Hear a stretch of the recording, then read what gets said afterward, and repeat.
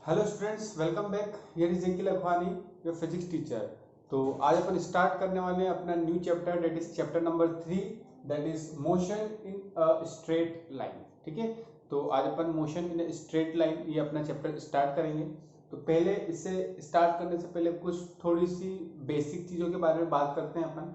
उसके बाद अपन इस चैप्टर पे अपन अच्छे से जितने भी इसके कॉन्सेप्ट आएंगे उन सबसे अपन डील करेंगे। तो सबसे पहले बात करें तो यहाँ पे पहला टर्म लिखा है मैंने मैकेनिक्स। ठीक है, तो मैकेनिक्स क्या होती है? ये एक ब्रांच है फिजिक्स की। जैसे फिजिक्स एक अपना सब्जेक्ट है, इसकी बहुत सारी क्या होती है, ब्रांचेस होती है। तो मैकेनिक्स जो है ना, मैकेनिक्स एक ब्रांच है फिजिक्स की जो किसके साथ डील करती है, ये ऐसे ऑब्जेक्ट वगैरह के साथ डील करती है जो किसमें होते हैं, मोशन में होते हैं। ठीक है, the branch of physics that will deal with the study of motion of material object. ठीक है, मटेरियल ऑब्जेक्ट का जो मोशन होता है उनसे जो डील करती है उस ब्रांच को अपन क्या बोलते हैं, फिजिक्स की मैकेनिक्स। ठीक है, अब ये जो मैकेनिक्स होती है, इस मैकेनिक्स की अपने पास 3 सब ब्रांचेस होती है। मैकेनिक्स की कितनी सब ब्रांचेस होती है? 3 सब ब्रांचेस होती है। पहली होती है statics, second kinematics and third is dynamics. ठीक है, तो पहली जो है अपने पास कौन सी है, वो है स्टैटिक्स। स्टैटिक्स क्या है? ये एक ब्रांच है मैकेनिक्स की। ठीक है, मैकेनिक्स फिजिक्स की ब्रांच थी और स्टैटिक्स किसकी ब्रांच है, मैकेनिक्स की। मतलब फिजिक्स की जो ब्रांच है उसकी भी सब ब्रांच होगी। ठीक है, it is the branch of mechanics. Mechanics की एक ब्रांच है which deal with the material objects at rest. ठीक है, ये एक ऐसी ब्रांच है फिजिक्स की जो किसकी स्टडी से डील करती है, ऐसे मटेरियल ऑब्जेक्ट्स की स्टडी से डील करती है जो कहां पे रहते हैं, जो रहते हैं रेस्ट पर। ठीक है, नेक्स्ट है अपने पास रेस्ट पर रहते हैं, मतलब वो मूव नहीं कर रहे, उनकी पोजीशन चेंज नहीं हो रही है। काइनेमेटिक्स, काइनेमेटिक्स क्या होता है? It is the branch of mechanics. ये भी एक मैकेनिक्स की ब्रांच है। ठीक है, which deals with the study of motion of material objects without taking into account the factors which cause motion। ठीक है, इसका मतलब क्या हुआ, जो काइनेमेटिक्स है ये फिजिक्स की वो ब्रांच है, या अपन बोले ये मैकेनिक्स की वो ब्रांच है जो डील करती है study of motion of material object. ठीक है, जो भी मटेरियल ऑब्जेक्ट है उनके मोशन से स्टडी करती है without taking into account the factors which cause motion. ठीक है, और ये उन फैक्टर्स से डील नहीं करती है जो मोशन को कॉज कर रहे हैं। ठीक है, ये सिर्फ उनके मोशन से डील करती है। ठीक है, किसके, मटेरियल ऑब्जेक्ट्स के मोशन से। नेक्स्ट ब्रांच है वो है अपने पास डायनामिक्स। डायनामिक्स क्या होता है? It is the branch of mechanics. ये भी एक मैकेनिक्स की ब्रांच है जो किससे डील करती है, study of motion of object. ठीक है, यहाँ पे भी study of motion of object था, यहाँ पर भी study of motion of object है, taking into account the factors which cause motion. इसमें अपन क्या करते हैं, उन फैक्टर्स के बारे में पढ़ते हैं जो मोशन को क्या कर रहे हैं, कॉज कर रहे हैं। यहाँ पे अपन उन फैक्टर्स से डील नहीं करते हैं और यहाँ पे इनको उनको भी अकाउंट में अपन लिया जाता है। तो ये अपना स्टार्टिंग हो गई। ठीक है, एक छोटा सा इंट्रोडक्शन है जिसमें अपन मैकेनिक्स देखा, ये एक फिजिक्स की ब्रांच है, इसकी अपने पास 3 सब ब्रांच। ठीक है, हालांकि एग्जामिनेशन पॉइंट ऑफ व्यू से ये इंपॉर्टेंट नहीं है, लेकिन ये इंफॉर्मेशन है जो अपने पास होना चाहिए। अब थोड़ा सा इसमें अपन आगे बढ़ते हैं। इंट्रोडक्शन है तो एक्चुअली अपन रेस्ट और मोशन, जो अभी मैंने वर्ड यूज किए यहाँ पे, इन जो मैंने आपको डेफिनेशन वगैरह बताई है, ब्रांचेस के बारे में मैंने बताया, इसमें मैंने 2 वर्ड यूज किए। एक वर्ड यूज किया मैंने रेस्ट और एक वर्ड यूज किया मैंने मोशन। अब ये रेस्ट क्या होता है, मोशन क्या होता है, ये अपन देखते हैं। ठीक है, तो पहला टर्म अपन देखते हैं रेस्ट। What is rest? ठीक है, यहां से आपकी जो चैप्टर है उसकी अपनी स्टार्टिंग हो जाती है। ठीक है, रेस्ट का मतलब क्या हुआ, अगर कि कोई ऑब्जेक्ट है, कोई भी ऑब्जेक्ट हो, उसकी पोजीशन चेंज नहीं हो रही है टाइम के साथ, है ना, एक कोई ऑब्जेक्ट है उसकी पोजीशन चेंज नहीं हो रही है टाइम के साथ with respect to its surrounding, उसके सराउंडिंग के रिस्पेक्ट में, तो अब अपन बोलेंगे वो ऑब्जेक्ट कैसा है, रेस्ट पर है। डिफाइन करते हैं इसे, इफ the position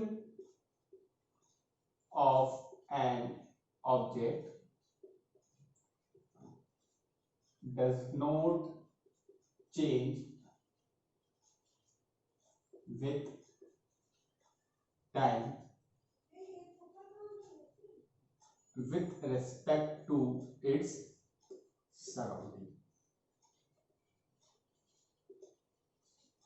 ठीक है, अगर कोई भी ऑब्जेक्ट है उसकी पोजीशन चेंज नहीं हो रही है टाइम के साथ उसकी सराउंडिंग के रेस्पेक्ट में, तो अपन बोलेंगे कि वो ऑब्जेक्ट क्या है, रेस्ट पर है। ठीक है, तो अब अपन क्या बोलेंगे, then the object is said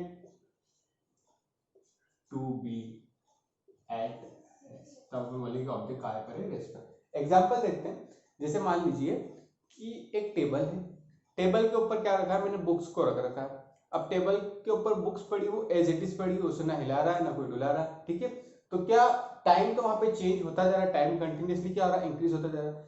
क्या उसकी पोजीशन चेंज हो रही है, उसकी पोजीशन चेंज नहीं हो रही। तो अपन क्या बोलेंगे, वो जो बुक पड़ी थी टेबल के ऊपर वो कैसी है, रेस्ट पर है। क्लियर है इतना। अब नेक्स्ट टर्म आता है अपने पास कौन सा, मोशन।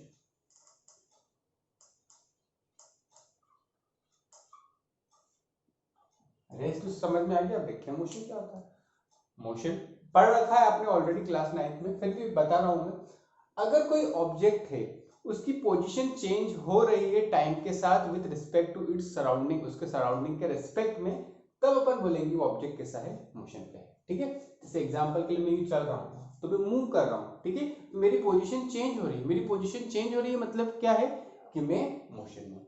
अब मैं एक ही जगह खड़ा हो गया, ठीक है, तो अब क्या मेरी पोजीशन चेंज हो रही है, मेरी पोजीशन चेंज नहीं हो रही, मैं वहीं का वहीं पे हूं, तो मैं क्या बोलूंगा, मैं रेस्ट पर हूं। क्लियर है। तो मोशन को अपन डिफाइन करते हैं, if the position of an object changes with time, time के साथ पोजीशन चेंज हो रही है, with respect to its surrounding, then the object is said to be in motion। तो ऊपर बोलेंगे ऑब्जेक्ट कैसा है, मोशन। जैसे बर्ड्स हैं, बर्ड्स फ्लाई कर रहे हैं स्काई में, तो वो कैसे हैं, मोशन में। ट्रेन है, ट्रेन चल रही है, मूव कर रही है, तो वो कैसी है, मोशन में। अपन वॉक करते चल रहे हैं तो अपन कैसे हैं, मोशन में। ठीक है, तो ये रेस्ट हो गया और ये मोशन हो गया। अब इन दोनों से एक रिलेटेड टर्म अपने पास आता है, क्या वो है, जो इंपॉर्टेंट टर्म अपन को ध्यान रखना है कि जो रेस्ट होता है एंड मोशन होता है, रेस्ट एंड मोशन जो होते हैं ये कैसे होते हैं, are relative terms. Rest and motion जो होते हैं ना, ये एक दूसरे के रिलेटिव टर्म्स होते हैं। अब इसका मतलब क्या हुआ, इसका मतलब ये हुआ कि एक ऑब्जेक्ट जो रेस्ट पर है ना, किसी दूसरे ऑब्जेक्ट के रिस्पेक्ट में, एक ऑब्जेक्ट है वो किसी दूसरे ऑब्जेक्ट के रिस्पेक्ट में रेस्ट पर है, लेकिन वो किसी तीसरे ऑब्जेक्ट के रिस्पेक्ट में वो मोशन में हो सकता है। ठीक है, एक ऑब्जेक्ट है जो रेस्ट पर है किसी दूसरे ऑब्जेक्ट के रिस्पेक्ट में, लेकिन वो किसी तीसरे ऑब्जेक्ट के रिस्पेक्ट में वो क्या हो सकता है, मोशन में हो सकता है। जैसे एग्जांपल के लिए मैं बताऊं आपको कि जब ट्रेन में अपन क्या करते हैं, सफर करते हैं। ठीक है, ट्रेन में जब अपन सफर करते हैं, ट्रेवल करते हैं ट्रेन में, तो क्या होता है, मान लीजिए कि दो ऑब्जेक्ट हैं या दो मैन हैं जो ट्रेन के अंदर बैठे हुए हैं, दो मैन हैं जो ट्रेन के अंदर बैठे हुए हैं। ठीक है, तो एक दूसरे के लिए वो क्या है, वो रेस्ट पर है, क्योंकि उनकी पोजीशन चेंज नहीं हो रही है। वो ट्रेन में बैठे हुए हैं तो उनकी पोजीशन क्या चेंज होगी, क्या वो जहां पे बैठे हैं वैसे के वैसे ही वो बैठे हैं, तो वो एक दूसरे के रेस्पेक्ट में वो कैसे हैं, रेस्ट पर है। लेकिन एक तीसरा मैन है जो कहाँ है, ट्रेन के बाहर है, और ट्रेन मूव कर रही है। ट्रेन जब मूव कर रही है तो वो जो तीसरा आदमी है उसके रेस्पेक्ट में क्या होंगे, वो जो ऑब्जेक्ट अंदर बैठे हुए वो कैसे हो जाएंगे, मोशन में हो जाएंगे। उन दो ऑब्जेक्ट के लिए जो ट्रेन के अंदर है वो एक दूसरे के लिए रेस्ट पर है, लेकिन जो तीसरा ऑब्जेक्ट जो ट्रेन के बाहर है वो क्या देखेगा कि ट्रेन मूव कर रही है, मतलब ये जो ऑब्जेक्ट है अंदर वो भी कैसे है, मोशन में है। तो इसलिए किसी एक फ्रेम ऑफ रेफरेंस से अपन देख रहे हैं या एक टर्म से देख रहे हैं तो वो रेस्ट पर हो सकता है, और दूसरे फ्रेम ऑफ रेफरेंस से अपन देखें तो वो मोशन में भी हो सकता है। तो इसलिए बोला जाता है कि जो रेस्ट और मोशन जो रहते हैं ये कैसे हैं, रिलेटिव टर्म्स हैं। ठीक है, तो ये एक अपना छोटा सा एक ब्रीफ मैंने आपको इंट्रोडक्शन दे दिया इस चैप्टर के बारे में। अब इस चैप्टर में अपन को बहुत सारे टर्म्स पढ़ना है कि मोशन कितने टाइप के होते हैं, ठीक है। वैसे तो मोस्टली अपन जो इसमें पढ़ेंगे वो मोशन कैसा पढ़ेंगे, motion in a straight line, एक स्ट्रेट लाइन में जो मोशन होता है किसी भी ऑब्जेक्ट का उसके बारे में पढ़ेंगे। बहुत सारी इसमें अपन क्वांटिटीज के बारे में पढ़ेंगे, जैसे अपन पढ़ेंगे कि डिस्टेंस क्या होता है, डिस्प्लेसमेंट क्या होता है, स्पीड क्या होता है, वेलोसिटी क्या होता है, ठीक है। स्पीड में पढ़ेंगे तो अपन एवरेज स्पीड पढ़ेंगे, इंस्टेंटेनियस स्पीड पढ़ेंगे। वेलोसिटी में average velocity, instantaneous velocity. Acceleration क्या होता है, ये एक्सेलरेशन में भी अपन इंस्टेंटेनियस वाले टर्म देखेंगे। इसके अलावा अपन इक्वेशन ऑफ मोशन को डिराइव करेंगे, ठीक है, अलग अलग मेथड से। उनके ग्राफ्स देखेंगे कि यूनिफॉर्म मोशन में कैसे ग्राफ बनते हैं, नॉन यूनिफॉर्म मोशन में कैसे बनते हैं, यूनिफॉर्म एक्सेलरेटेड मोशन में ग्राफ कैसे होते हैं, नॉन यूनिफॉर्म एक्सेलरेटेड मोशन में कैसे होते हैं, वो सभी चीजें अपन इस चैप्टर में डील करेंगे, बहुत अच्छे से पढ़ेंगे। तो ये जो बेसिक इंट्रोडक्शन था, होपफुली इसमें तो आपको कोई भी डाउट नहीं होगा, क्योंकि ये चीजें आप पहले ऑलरेडी क्लास 9th में भी आपने थोड़ा बहुत इनको पढ़ रखा है। तो आज के लिए इतना ही, थैंक यू।